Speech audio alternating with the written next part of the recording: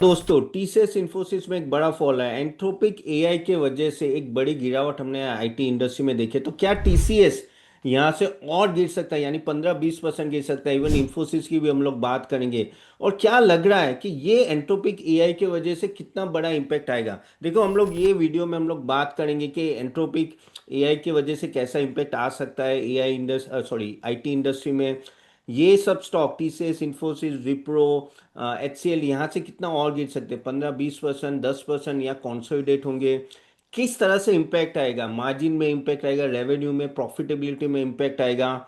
और मैं एंड में आपके काफ़ी सारे क्वेश्चंस और आंसर्स भी लूंगा, जो क्वेश्चंस आप लोग जो डाल रहे हैं। तो आपके कोई क्वेश्चन है कमेंट बॉक्स में जरूर डालिएगा, मैं नेक्स्ट वीडियो में लूंगा। तो बात करते हैं एआई इंडस्ट्री के बारे में। और एंट्रोपिक, पहले एआई समझते हैं कि वो है क्या, कि ऐसा तो क्या आ गया कि जिसके वजह से इतनी खड़बड़ाहट मच गई है। तो देखिए, एंट्रोपिक एआई कुछ नहीं है, बट एक एक तरह का प्लगइन है। और ये प्लगइन इस तरह का होता है ना कि वो ओवरऑल आपका, कहते हैं ना, यानी क्रोम में लग जाएगा या कहीं भी लग जाएगा। और वो आपका जैसे लीगल ड्राफ्टिंग हो गया, कॉन्ट्रैक्ट रिव्यू हो गया, कॉम्प्लाइंस चेक, रेगुलेटरी डॉक्यूमेंटेशन, वो सब कुछ ऑटोमेट कर देगा। यानी नो ह्यूमन इंटरवेंशन। अगर आप देखें तो वो अपने, कहते हैं ना, वो राइट भी करेगा, यानी लिख भी देगा, डिबग्स करेगा, फिर टेस्ट करेगा, कोड टेस्ट करेगा अक्रॉस द सॉफ्टवेयर। यानी जो हमारे टीसीएस इन्फोसिस वाले भैया जो कहते हैं ना कि पूरा कोडिंग की टेस्टिंग करते हैं, R&D करते हैं, फिर उसको और गो लाइव करते हैं, वो पूरा ये करके देगा। प्लस क्या होता है कि ये पूरा ऑटोमेशन ला देगा। वो पूरा वर्क फ्लो है ना, across CRM, ERP, database, even emails भेजने का, स्प्रेडशीट, यानी एक्सेल भी अपने आप बन जाएंगे। यानी कहते हैं वो एंड टू एंड सॉल्यूशन आपको दे देता है। आप समझ रहे हो। तो जिसके लिए हम लोग सब नो, हमारे कहते हैं ना टीसीएस, और वो लाखों employ, I think 6 lakh employees है, इन्फोसिस से 3 लाख से ज़्यादा है। वो बैठ बैठ के पूरा सॉफ्टवेयर बनाते, वो ये सब कुछ कर लेगा। और ये पूरा एंटरप्राइज का प्रोसेस समझ के एग्जीक्यूट टास्क कर रहा है एंड टू एंड, जिसमें ह्यूमन इंटरवेंशन नहीं होगा। और बेसिकली कहते हैं ना, वो एक फास्टर सॉफ्टवेयर होगा, यानी फास्टर प्लगइन होगा, चीपर, कंटिन्यूअसली काम करेगा विदाउट एनी, कहते हैं ना कि थकावट की वजह, थकावट भी नहीं होगी। तो आप देखें कि किस तरह से एंड टू एंड सॉल्यूशन ये देगा। तो ये डरने वाली बात तो है ना। और अगर आप मुझे फॉलो कर रहे हो पिछले 2 साल से, यानी 1.5 साल से, तो मैं टीवी पे हो या यूट्यूब पे, मैं हमेशा ये बोलते हो कि आईटी इंडस्ट्री में मत घुसो। क्योंकि एआई का जो बड़ा खौफ है, वो बड़ा खौफ ऐसे ही नहीं है, क्योंकि वो ऐसे ऐसी चीज़ें करने वाला है जो हम लोग सोच भी नहीं सकते। और हम लोग जो टीसीएस इन्फो इतना बड़ा, कहते हैं ना कि वर्कफोर्स लेके बैठे, उनका क्या होगा। क्योंकि इसमें क्या होता है, एक के ह्यूमन एफर्ट ही नहीं लगता है। ठीक है, फिर इससे क्या होगा कि अगर इस तरह के प्लगइन आ गए, अभी आप बोलोगे नहीं तपन, लेकिन ये सॉफ्टवेयर रन करने के लिए कंपनी तो खुद चेक नहीं करेगी, उसको कोई आदमी तो रखने पड़ेंगे, तो इन लोगों को रख देंगे। हाँ, लेकिन आपका मेन काम तो चला गया ना। ये ऐसी बात हुई ना, जैसे आपको एक कॉर्पोरेट ऑफिस बाई करनी है, बाई नहीं करें, कॉर्पोरेट ऑफिस चालू करनी है। तो एक होता है कि आप जमीन लो, उस पर एक पूरी नई बिल्डिंग बनाओ, 2-3 साल लगा के बिल्डिंग बनाओ, जो अभी तक टीसीएस इन्फोसिस जैसे कर रहे थे, यानी पूरा सॉफ्टवेयर बनाते थे and everything based on the client requirement. और दूसरा होता है कॉर्पोरेट ऑफिस के लिए आपने एक एक बिल्डिंग ही बाय कर ली, ठीक ठाक है। अभी आप क्या करते हो, किसी कंसल्टेंसी को लाते हो और वो कहते हैं कि भाई इसको मैनेज कर, इसका जो भी ठीक है, इंटीरियर ठीक करना है या सब कुछ करना है, वो ठीक करके मुझे दे दे।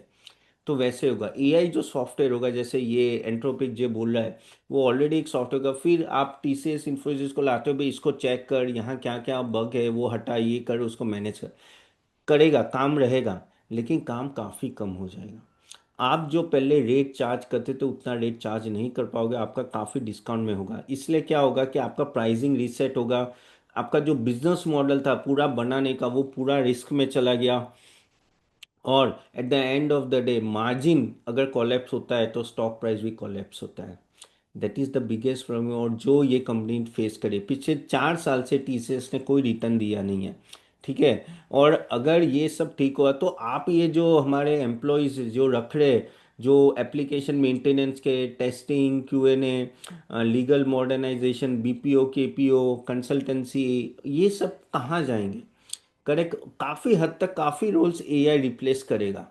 और यानी कुछ साल में क्या होता है कि आपको एम्प्लॉयज़ को बाय बाय भी बोलना पड़ेगा, नई रिक्रूटमेंट कम हो जाएगी, ऊपर से जिसके पास कस्टमर के साथ आपके जो कॉन्ट्रैक्ट होते हैं वो रीनेगोशिएट हो गए, वो बोले कि भाई मैं तेरे 100 आदमी क्यों रखूं, ये 100 आदमी का काम ये एंट्रोपिक सॉफ्टवेयर ही कर रहा है मेरा।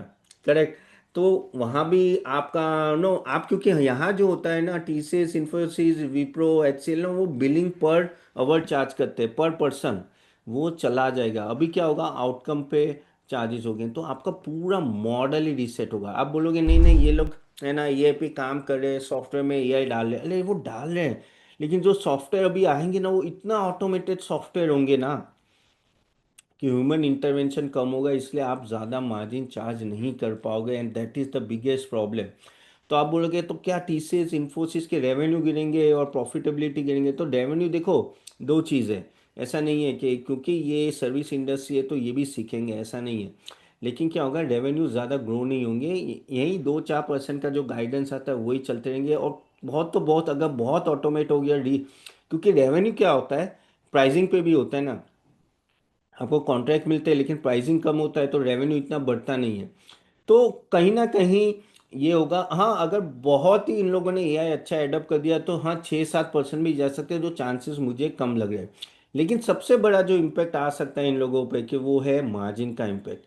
अभी तक जो वो कहते हैं ना कि 25% समझ लो इबिटा मार्जिन है, ठीक है, इबिट मार्जिन है, तो वो कम होके 21-22 हो सकता है या 21 हो सकता है। तो वो प्रॉब्लम है, इनके मार्जिन ऑलमोस्ट 15 से 20% गिर सकते हैं, और वहाँ कहता है डी रेटिंग का प्रॉब्लम आ जाता है। और मैं ये चिल्ला चिल्ला के बोल रहा था, अगर आप लोग मुझे फॉलो करे हो हमारे क्लाइंट्स को, तो मैंने आईटी में से कब का, आई थिंक 1.5 साल से हमने कोई आईटी का स्टॉक ही नहीं लिया है। रीज़न यही था कि कोई चीज आने वाली है उसको पता है, इतनी बड़ी है तो उसको फॉलो। देखो आगे भी डॉट कॉम बबल आया है, K2K आया है, बहुत सारे आए हैं, ठीक है, क्लाउड सर्विस का खौफ आया था, लेकिन एआई कुछ अलग ही बवाल है। और वही प्रॉब्लम है, तो प्रोडक्टिविटी काफी हद तक बढ़ जाएगी, लेकिन उसके साथ आपका मार्जिन भी घटेगा। And that is what the, या तो पैट इतना ही ग्रो करेगा, 1-2% से ग्रो करेगा, या तो ग्रो ना करे, या तो बहुत अगर वर्स्ट सिचुएशन में थोड़ा कम होता है। लेकिन जो मार्केट है, मार्केट को ये अच्छा नहीं लगता है, मार्केट को, अगर मार्केट को एक कंसिस्टेंसी सेल्स ग्रोथ और प्रॉफिट ग्रोथ है, अगर आपका जीडीपी 7% से ग्रो है तो आप तो 15% से ग्रो होने चाहिए ना। और अगर आप 1-2% से ग्रो करोगे तो कैसे चलेगा? और यही इम्पैक्ट आप स्टॉक्स में देखोगे। तो यहाँ से क्या हो सकता है, यहाँ से देखो, यहाँ से ये हो सकता है कि डील स्ट्रक्चर आपके सभी चेंज होंगे, इनके जो डील्स होती है अपने कस्टमर के साथ, विंस मिलेंगे, लार्जर डील्स भी मिलेंगे, लेकिन मार्जिन कम होगा। और जो उनका प्राइसिंग हो आउटकम बेस्ड होगा, ना कि कितने बंदे आप लगा रहे हो उनके सेंटर में। ओके, तो वो है, बस यही है कि जो भी बड़ी कंपनी है वो खुद एआई को नहीं देखेंगी, वो वेंडर रखेगी, तो वहाँ टीसीएस, इन्फोसिस, एचसीएल, विप्रो जैसे लोग आएंगे, करेंगे। लेकिन वो वही है कि वो मैनेज करेंगे। करेक्ट, तो ये आपको ध्यान में रखना है। और मेरे हिसाब से अगर यहाँ कोई रिकमेंडेशन नहीं है, अच्छा गाइज, आगे जाने से पहले अगर आपने अभी तक हमारा टेलीग्राम लिंक ज्वाइन नहीं किया है तो प्लीज़ ज्वाइन कीजिए, टेलीग्राम का लिंक दिया हूँ मैंने, वहाँ हमें और डिटेल में ये सब बातें करते हैं। और हमारा जो रिकमेंडेशन होते हैं वहाँ ही हम लोग रिकमेंडेशन देते हैं, आपको सिर्फ इंफॉर्मेशन नॉलेज के लिए, ठीक है। तो मेरे हिसाब से अभी यहाँ से क्या होगा कि देखिए, ये जो कस्टमर होते हैं उनको कोई ना कोई बंदे चाहे, तो यहाँ टीसीएस, इन्फोसिस जैसे सर्वाइव हो जाएंगे, लेकिन जो एक्सपोनेंशियल ग्रोथ था 2000 से 2018 तक, नहीं सॉरी 2022-23 तक, वो चला गया। एआई ने पूरा वो रिप्लेस कर दिया, इसलिए मेरे हिसाब से बी केयरफुल। अगर आप आईटी इंडस्ट्री में इन्वेस्ट करना चाहिए, या टीसीएस या इन्फोसिस, तो थोड़ा ध्यान से करिए, रोड थोड़ा मुश्किल है। ठीक है, चलिए यहाँ तक रखते हैं। अब आपके क्वेश्चंस के हम लोग आंसर देते हैं, बहुत सारे क्वेश्चंस आए हैं तो मैं ले लेता हूँ। आपके क्वेश्चन जरूर कमेंट बॉक्स में डालेगा, ठीक है। तो पहला क्वेश्चन है सर, वाड़ी किसका है, सतीश शर्मा DU7WT का, वाड़ी एनर्जी ले सकते हैं अभी? देखिए, वाड़ी एनर्जी का रिजल्ट आया और वाड़ी एनर्जी का रिजल्ट ओके ही आया था, ऐसा कोई प्रॉब्लम नहीं थी। और अगर आप देखो तो ये जो डील हुई है ये डील के वजह से ना एक तरह से ऑप्टिमिज्म वाली एनर्जी इसमें आई है, और ये स्टॉक भागे। क्यों? क्योंकि इसका 47% रेवेन्यू यूएस से आ रहा है, और this is one of the best stock in solar industry. The only thing is, अगर इसका आप आरओई देखो, सेल्स ग्रोथ देखो, ऑलमोस्ट प्रॉफिट ग्रोथ तो 113% है पिछले 5 साल का, तो उसमें कोई प्रॉब्लम नहीं है। आरओई भी 30-30% का है, तो वो भी प्रॉब्लम है। द ओनली थिंग इज कि किस तरह की कंपटीशन आएगी, क्योंकि इन यूएस और चाइना की भी डील होने वाली है शायद अप्रैल में। अप्रैल में ट्रम्प साहब वहाँ जा रहे हैं, तो कहीं ना कहीं कुछ महीने में हो गए, तो कॉम्पिटिटिवनेस का थोड़ा सोलर इंडस्ट्री में प्रॉब्लम है, तो वो देखना पड़ेगा मेरे हिसाब से। आराम से बाइक है, कोई जल्दी करने की ज़रूरत नहीं है। लेकिन थोड़ा टफ रोड है सोलर इंडस्ट्री का, कंपटीशन भी ज़्यादा है, तो पहले जैसा ग्रोथ शायद अभी भी वारी एनर्जीज में आए ना आए। लेकिन अभी भी मानता हूँ सोलर इंडस्ट्री में I think Waaree and premium energies are the best stock to invest. दूसरा क्वेश्चन है, बी बी एन बगवे 1398, how much upside potential still in case of Adani ports. या देखो, अदानी पोर्ट्स की बात करें तो उसका भी रिजल्ट जो आया वो अच्छा रिजल्ट आया दिसंबर का। ठीक है। और जिस तरह से कार्गो का मूवमेंट हो रहा है, जिस तरह से इंडिया यूएस की डील हुई, ईयू के साथ डील हुई, इंपोर्ट एक्सपोर्ट बढ़ने वाला है, तो कोई दिक्कत नहीं है। द ओनली थिंग जो लीगलिंग होता है कि वो है वो केस, लेकिन उसमें भी अदानी पोर्ट डायरेक्ट इन्वॉल्व नहीं है। और इंडिया यूएस की डील हुई है, तो अदानी स्टॉक सबसे ज़्यादा भागे। क्यों? वो अंदर की बात है, और मैं क्या बोलूँ, आपको भी पता है। लेकिन हाँ, मैं पॉजिटिव हूँ। अगेन कोई रेकमेंडेशन है, खुद का एनालिसिस करके करिएगा, लेकिन आगे जाके भी कार्गो मूवमेंट एक अच्छा खासा हो सकता है, और इंपोर्ट एक्सपोर्ट बढ़ेगा, जिसमें अदानी पोर्ट एक बड़ा बेनिफिशियरी दे सकते हैं। तो I am quite positive on this stock. Okay sir. फिर अ, Arun model 9040 trend. Sir, trend का क्या है? ये कोई यार, ट्रेंड में क्या हो रहा है अभी कि ओवरऑल उसका जो LFL ग्रोथ था, लाइक फॉर लाइक ग्रोथ था, वो काफ़ी नीचे आ गया था। रिजल्ट ठीक ठाक था, कल कल रिजल्ट भी आया, लेकिन समहाउ अभी भी उतना, कहते हैं ना कि ग्रोथ उस तरह का नहीं जिसके वजह से री रेटिंग हो। स्टॉक अच्छा खासा गिर गया है, 50% डाउन है अपने टॉप से। लेकिन जो जूडियो का ग्रोथ था, और कहते हैं ना कि स्टार बाजार का ग्रोथ था, वो उस तरह से नहीं आ रहा है जिस तरह से एक्सपेक्टेशन था, खास करके जूडियो। और अगर आप अब ये पी में देखूँ तो ऑलमोस्ट 80 सेंट के पी पे चल रहा है। 80 सेंट के पी पे तो आपको कम से कम 20-25% से रेवेन्यू ग्रोथ होना चाहिए, जो होता नहीं है ट्रेंड का पीछे कुछ क्वार्टर से, और वही दिक्कत है। तो मैं अभी भी, you have to be very very careful. Again guys, ये कंपटीशन बहुत है, और काफ़ी अच्छा खासा कंपटीशन आपको ऑनलाइन से भी आ रहा है। उसके वजह से अगर आप देखो तो काफ़ी सारे ये स्टॉक का, अगर अनलेस अनलेस ऑनलाइन में बहुत बड़ा प्रेजेंस नहीं है, तो सफ़र करते हैं। तो थोड़ा केयरफुल होके इसमें इन्वेस्ट करने की ज़रूरत है। ठीक है। फिर और एक स्टॉक लेते हैं कि हाँ, Abhishek Sharma PN3BL। Sir, make a video on KPI green energy, Waaree energy, insolation energy. वे सभी ग्रीन एनर्जी है, और KPI ग्रीन भी आई थिंक स्टॉक अच्छा है। लेकिन और वो, उसका भी प्रॉब्लम यही है कि काफ़ी हद तक ये ना 45% नीचे गिर चुका है। रेवेन्यू ग्रोथ और वो सब ठीक है, लेकिन वैल्यूएशन वही है कि एक लेवल पे आ जाते हैं ना, तो सस्टेन नहीं होते। मैंने वारी एनर्जीज के बारे में तो बात ही कर ली है। आई थिंक इसमें भी टाइम लगेगा।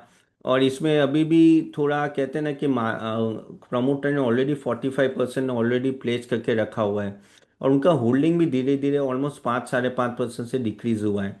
वर्किंग कैपिटल भी देखो तो उसका सबसे बड़ा इशू वर्किंग कैपिटल है, ऑलमोस्ट 92 से 168 डेज चला गया है। तो ये सब वजह से कि थोड़ा इशू आता है। हाँ, प्रॉफिट ग्रोथ और वो सब ठीक है, लेकिन हाँ, इस चीज़ को ध्यान में रखना जब आप KPI ग्रीन की बारे में बात करते हो, और थोड़ा वेट एंड वॉच रखो तो बेटर रहेगा आपके लिए। ठीक है, चलिए एक लास्ट ले लेते हैं।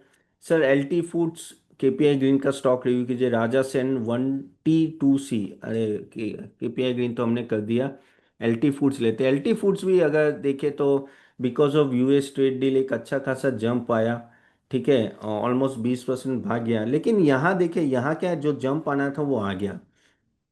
अभी काफ़ी हद तक उनका किस तरह से सेल्स ग्रोथ रहता है वो देखना है, और किस तरह से आगे जाके जो लॉस हो गया है एक्सपोर्ट ओरिएंटेड, उसमें भी कैसे रिकवरी आती है। अगर मैं दिसंबर क्वार्टर की बात करूं तो ठीक था, इतना खराब भी नहीं था। आई थिंक वैल्यूएशन भी अगर हम लोग देखें तो 21 के पी पे तो ठीक ठाक वैल्यूएशन है समाओ। लेकिन ये स्टॉक ने अगर हम देखें तो पीछे कुछ समय बहुत अच्छा रिटर्न दिया, ये नहीं दिया है। तो ये एक अभी अभी यहाँ से आप स्लोली एंड ग्रेजुअली देख के आप इन्वेस्ट कीजिए। लेकिन आई थिंक सबसे बड़ा जो टेंशन था एलटी फूड से वो निकल गया है।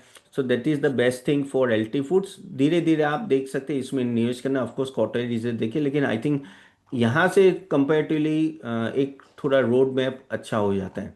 चले यहाँ तक रखते हैं। So guys, thank you very much for joining. Hope आपको ये वीडियो अच्छा लगे। Do like it and share it. आपके क्वेश्चन कमेंट बॉक्स में जरूर डालिए और हमारे टेलीग्राम चैनल जरूर ज्वाइन कीजिएगा। And I see you soon next time. Bye bye.